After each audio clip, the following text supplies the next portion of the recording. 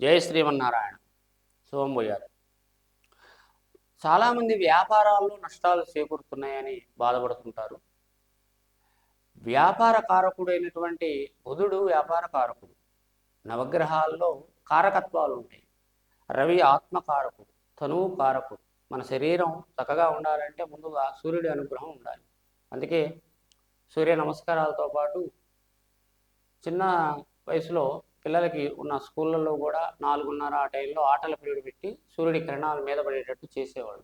కాబట్టి ఆత్మకారకుడైన సూర్యనారాయణ వల్ల ఆరోగ్యం, మనోపీడ నివారకారకుడైనటువంటి లేదు మనోపీడకి కారకుడైనటువంటి చంద్రుడిని ఆరాధించడం వల్ల మనస్సు ప్రశాంతత చెంది మనశ్శాంతి చేకూరడం, కుజుడిని ఆరాధించడం వల్ల అన్నదమ్ముల మధ్య వైరాలు, భూ వివాదాలు, భార్యతో వివాదాలు, రుణ బాధలు తొలగటం, ఆపరేషన్లు ఇలాంటివి తొలగటం, వాటితో పాటుగా ఈ బుధుడిని ఆరాధించడం వల్ల వ్యాపార నష్టాలు అనేవి తొలగిపోవడం జరుగుతుంది.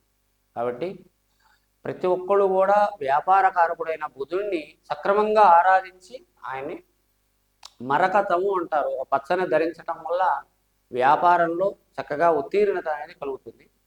దాంతోపాటు కొన్ని ఔషధపరంగా ఉన్నటువంటి విషయాల్లో ఒక వృక్షం మీద ఉన్నటువంటి బదనికని సేకరించి ఒక తిదివార నక్షత్రంలో ఆ బదనికని వాళ్ళ శక్తి అనుసారం ఒక లోహంలో తొడిగి పొదిగి మంత్రించి దాన్ని ధరించడం వల్ల కూడా వ్యాపార నష్టాలు అనేవి తొలగిపోయి విజయం చేకూరుతుంది.